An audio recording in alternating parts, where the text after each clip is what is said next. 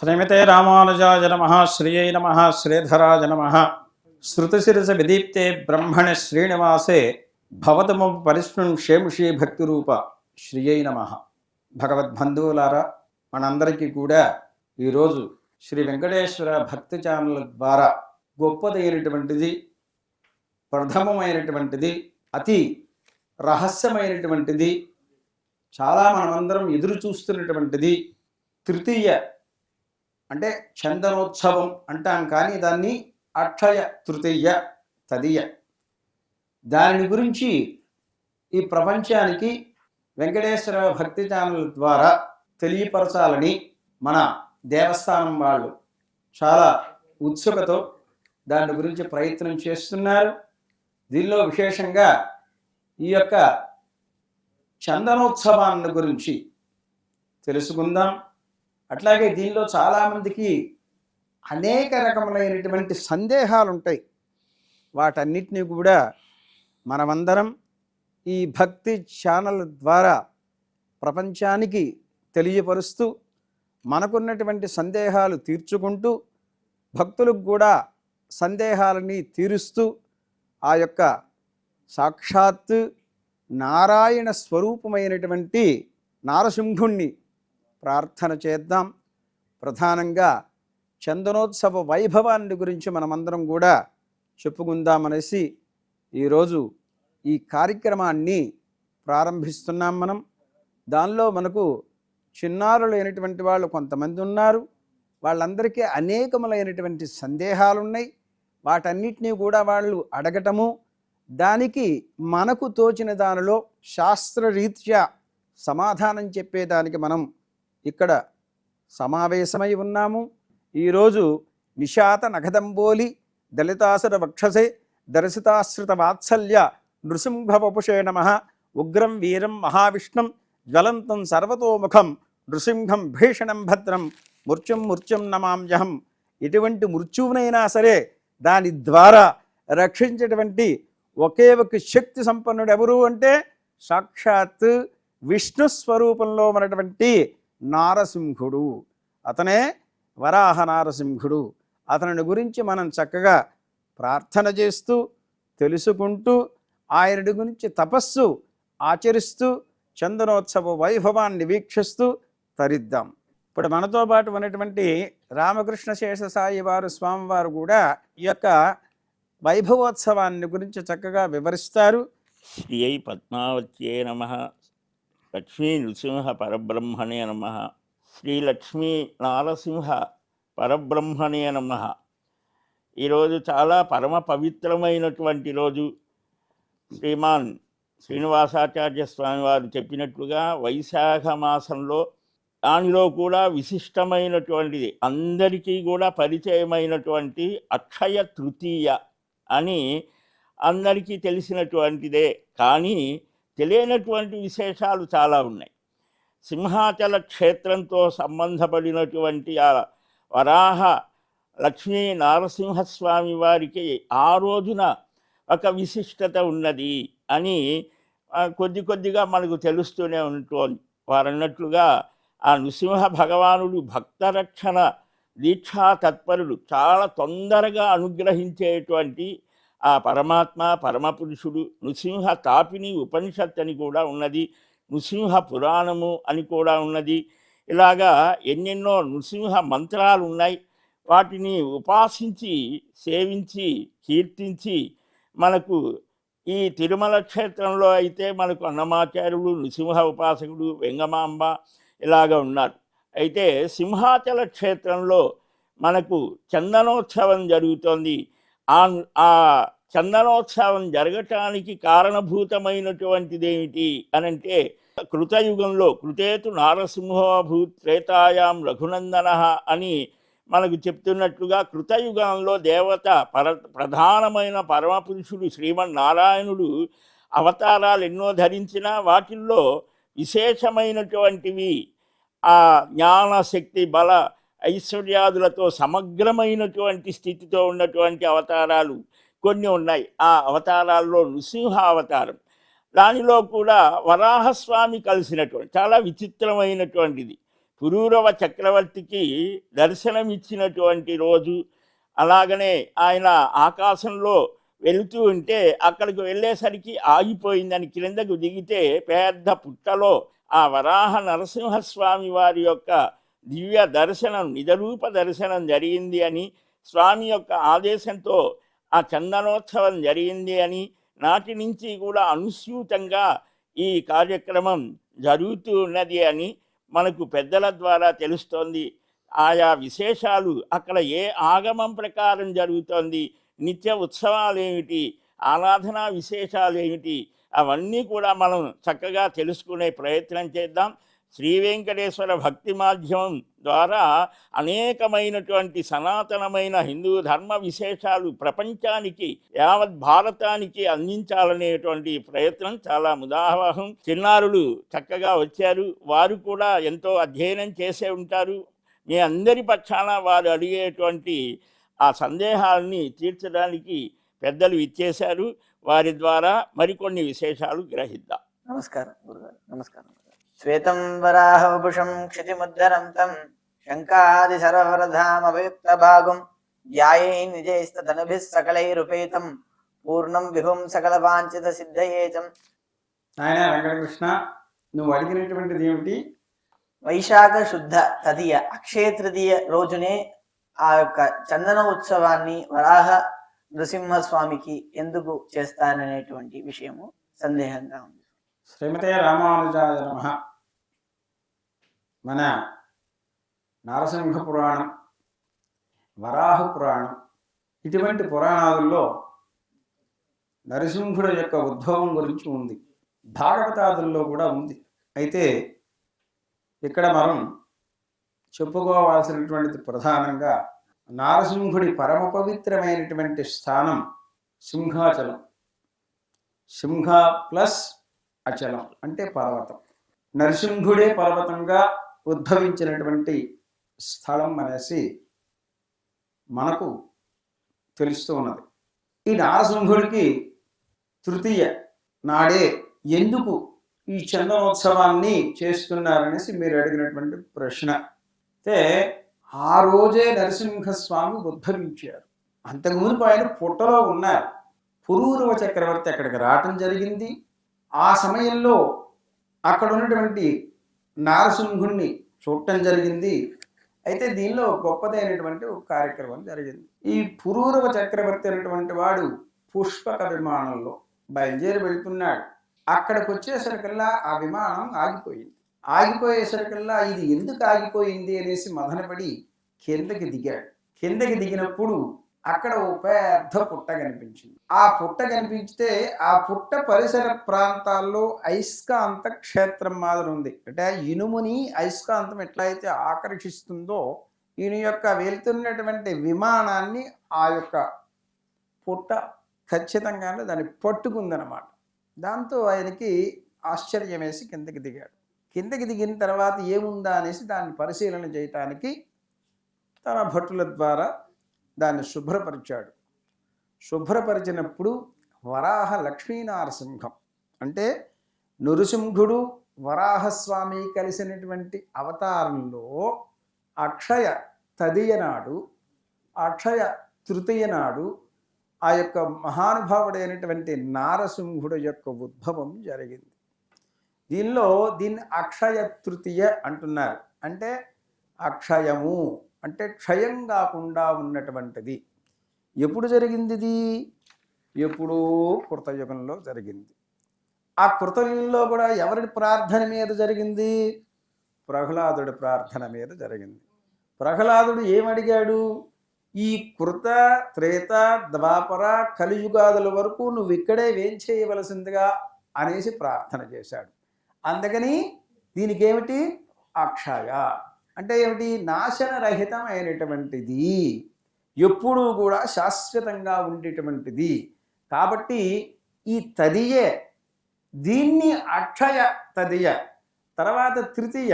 అక్షయ తృతీయ అంటే ఆ రోజు తీసుకోవటం కాదు, ఇవ్వటము అని, దాన ధర్మాలు చేయటం అని అని ఏమైనా వారి సందేహం, వారి యొక్క చెప్పినటువంటి చతురత చాలా గొప్పగా ఉంది. ఎంతసేపు తీసుకోవటమే కాదు, ఇవ్వటం కూడా ఉండాలి అనేసి వారి యొక్క అభిప్రాయం. దాంతో మేము కూడా ఏకీభవిస్తున్నాం. నమస్కారం ఆచార్య. శ్రీ లక్ష్మీ నృసింహుల వారు వేంచేసి ఉన్నటువంటి ఆ సింహాచల పర్వతంలో కప్పస్తంభము అని ఒక విశేషం ఉన్నది అని వినికిడి. ఆ స్తంభం విశేషత ఏంటి అని తెలుసుకోవాలన్న జిజ్ఞాస. దాని గురించి కప్పము మేము దాని గురించి సవివరంగా మీకు తెలియపరుస్తాం. ఎందుకనంటే దీని పేరు కొంతమంది కప్పము కట్టుట అంటారు, కానీ వాస్తవంగా అది కాదు. అక్కడ ఆ కప్పస్తంభం ఏంటంటే దాని కింద సంతాన గోపాల యంత్రము ఉన్నది. అది శ్రీపాంచరాత్ర ఆగమోక్తంగా దాన్ని ప్రతిష్ఠ చేశారు.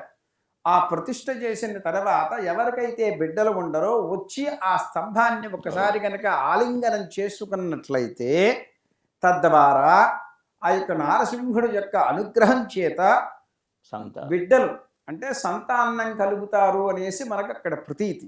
ఆచార్య నమస్కారం.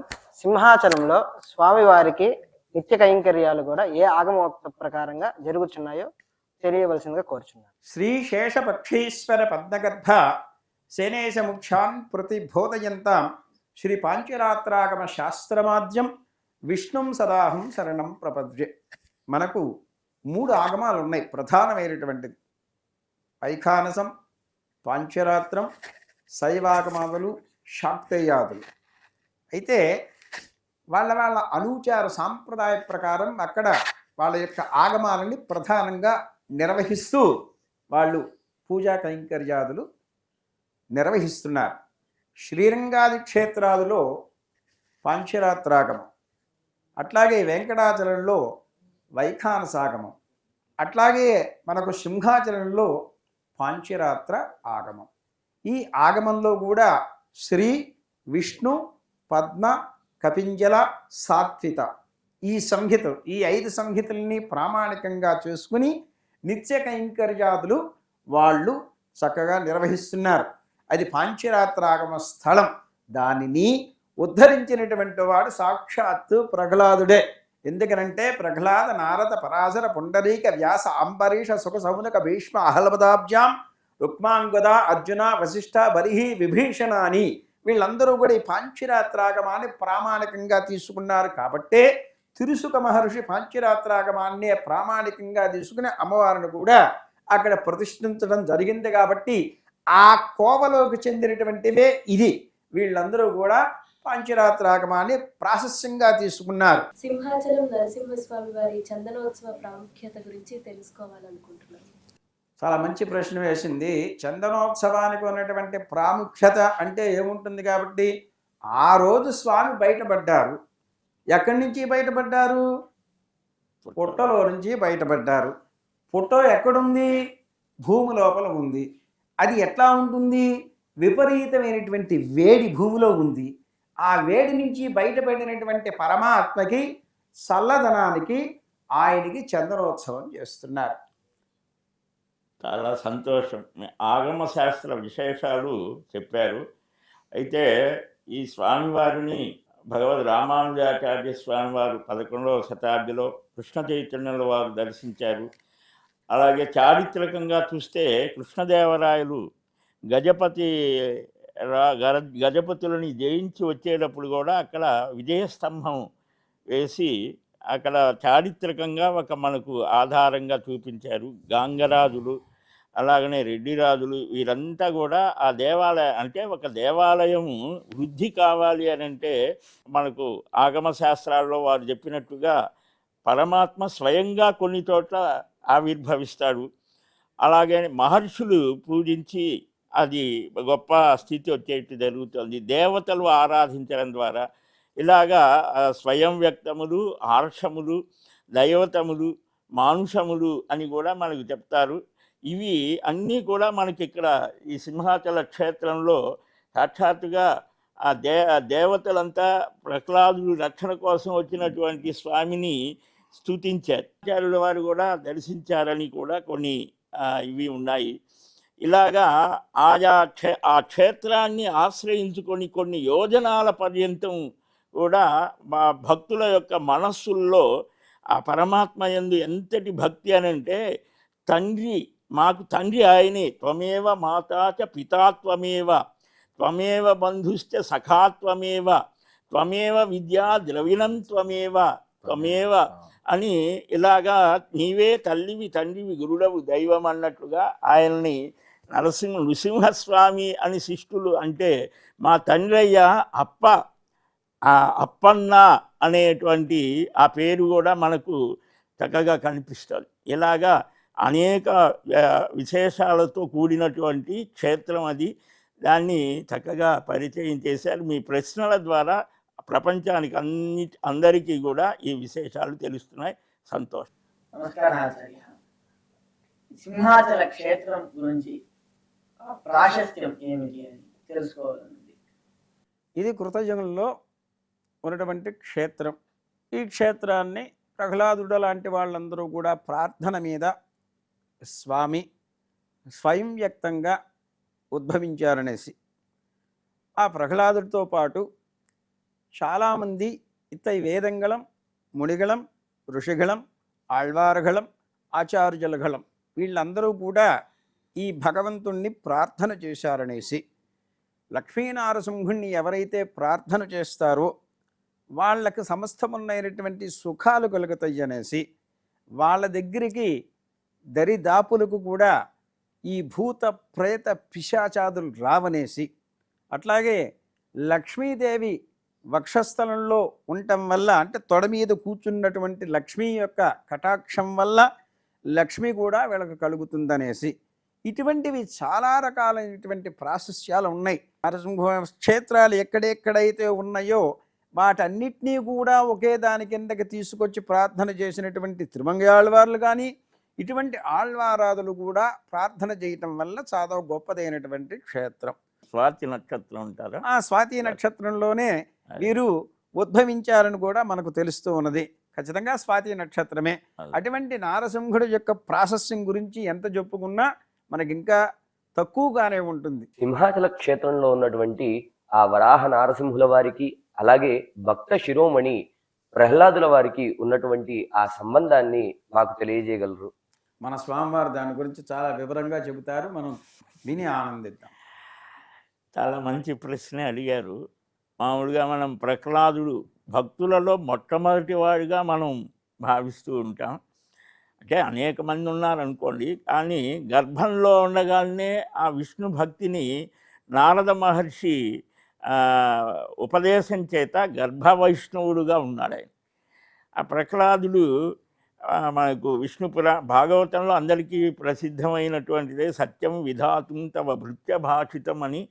తన భక్తుడు అయినటువంటి ప్రహ్లాదుడు ఎవరి అడిగితే ఎక్కడున్నాడురా అంటే, బాగా పెద్ద వయస్సు హిరణ్యకశిపుడు, ఆయన జ్ఞానం కలగలేదు, వయసు వచ్చినా కూడా జ్ఞానం కలగలేదు. కానీ గర్భంలో ఉండగానే ఆ విష్ణు భక్తితో కూడినటువంటి జ్ఞానం, అందుకనే కౌమార మాచరేత్ ప్రాజ్ఞ అని ప్రహ్లాదుడు అంటాడు. కౌమార వయస్సులోనే ఈ భక్తి అనేటువంటిది భగవంతుని గురించి తెలియాలి. ఇవాళ కళాశాలలు కానీ పాఠశాలలు కానీ అన్నిట్లో కూడా ఈ భక్తి అనేది కూడా వాడికి ఒక పాఠ్యాంశంగా ప్రహ్లాదుడి చరిత్ర కనుక ఉంటే దేశం చాలా గొప్పగా మంచి జ్ఞానం కలిగిన వారు, భక్తి వికాసం కలిగిన వారు, సమాజం కూడా మంచి స్థితిలో ఉంటుంది.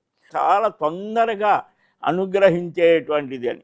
అందుకనే ప్రహ్లాదుడు మొట్టమొదటిగా సింహాచల క్షేత్రంలో ఆయనే పూజ చేశాడని కూడా అర్చనాది కైంకర్యాలు. అలాంటి ఆ ప్రహ్లాదుని రక్షించినటువంటి వాడు. గురువుగారు, చందన ప్రసాదం గురించి పవిత్ర అంశాలు వివరించగలరా? ఇప్పుడు భగవంతుడికి కొన్ని పవిత్రమైనటువంటి ద్రవ్యాదులు ఉన్నాయి. ఆ ద్రవ్యాదుల్లో చందనం కూడా ఒకటి. అంటే భగవంతుడికి ఏ పుష్పాన్ని సమర్పించాలి అని ఉంది, వేటి వేటి పదార్థాలని సమర్పించాలని కూడా ఉంది. చామంతిక వగుళ చెంపక పారిజాత పున్నాగజాజ కరవీరి రసాల పుష్పై కుంద ప్రవాల తులసీదల మల్లికాభి స్వాంపూదయామ జగదీశ్వర వాసుదేవ అనేసి ఆగమధర్మం చెబుతూ ఉంది. అంటే ఏమిటి? చామంతి ఇటువంటి పుష్పాదులు ఏవైతే ఉన్నాయో వాసన సహితమైనటువంటి పుష్పాదుల్ని పరమాత్మకి సమర్పణ చెయ్యండి. ఒకటి. చందనం ఏమిటి? చల్లదనాన్ని ఇస్తుంది. చందనం ఏమిటి? సువాసనని వెదలజల్లుతుంది. చందన స్వరూపంలో ఉన్నటువంటి వాడు నారాయణుడు. నారాయణుడికి ఇష్టమైనటువంటి పదార్థం చందనం. అందుకనే ఆ గిరిలో ఉద్భవించేటువంటి ఫలించేటువంటి పుష్పాలు ఉన్నాయి కొన్ని, వాటిని సంపంగి పుష్పాలు అంటారు. ఆ సంపంగి పుష్పాలు అనాదిగా అక్కడ ఉన్న, ఎప్పుడైతే స్వామి అక్కడికి రావటం జరిగిందో ఆ సంపంగి పుష్ప మాలని స్వామికి సమర్పణం చేయటం జరుగుతున్నది. ఎందుకని అంటే అది గొప్పదైనటువంటి సువాసననిస్తుంది. అట్లాగే ఈ చందనోత్సవంలో కూడా చందనాన్ని సమర్పణ చేయటం ఎందుకని, స్వామి ఆదేశించారు, ఇంతకాలం నేను లోపల ఉన్నాను, శరీరం చాలా ఉష్ణోగ్రత ఎక్కువగా ఉంది, చల్లబడతాను, నువ్వు చందనాన్ని నాకు సమర్పించండి అని చెప్పటం వల్ల చందనం మంచి సువాసననిస్తుంది. నరసింహస్వామిని గురించి అన్నమాచార్యులు ఇంకా అనేక మంది చక్కని కీర్తనలు రాశారు. మనం చక్కని మీకు ఏదైనా వచ్చినట్లయితే మంచి సంకీర్తన ఆలపిస్తే బాగుంటుంది. నమో నమో లక్ష్మీ నరసింహ, నమో నమో లక్ష్మీ నరసింహ, నమో నమో సుగ్రీవ నరసింహ, నమో నమో లక్ష్మీ నరసింహ. భయహర ప్రహ్లాద పాలన నరసింహ, భయహర ప్రహ్లాద పాలన నరసింహ, నయనత్రయారవింద నరసింహ, భయహర ప్రహ్లాద పాలన నరసింహ, నయనత్రయారవింద నరసింహ. జయ జయ సూరముని సంస్తుత నరసింహ, జయ జయ సూరముని సంస్తుత నరసింహ, క్రియాకలాప సుగ్రీవ నరసింహ, నమో నమో లక్ష్మీ నరసింహ, నమో నమో సుగ్రీవ నరసింహ, నమో నమో లక్ష్మీ నరసింహ. అతి కృపానిలయ మోహన రూప నరసింహ, అతి కృపానిలయ మోహన రూప నరసింహ, నత పితామహ ముఖ్య నరసింహ, అతి కృపానిలయ మోహన రూప నరసింహ, నత పితామహ ముఖ్య నరసింహ.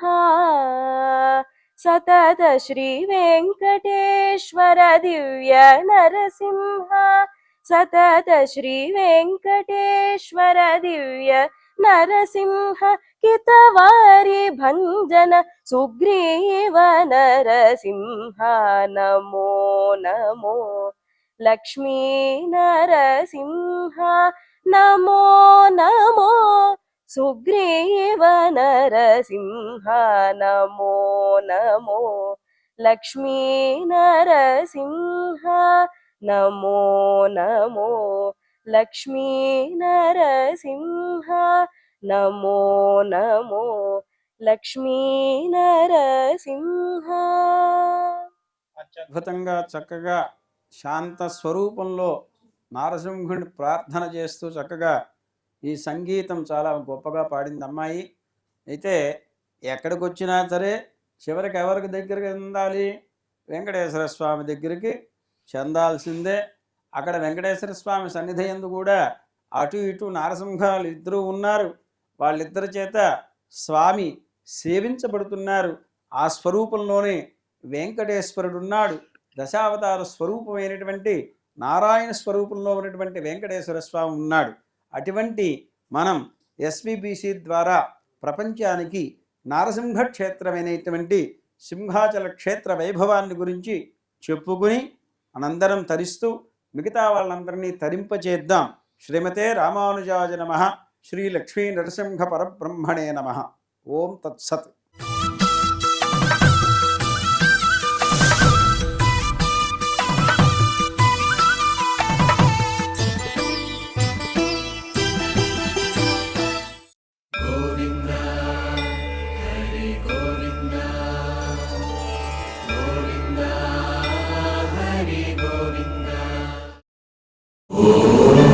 నమో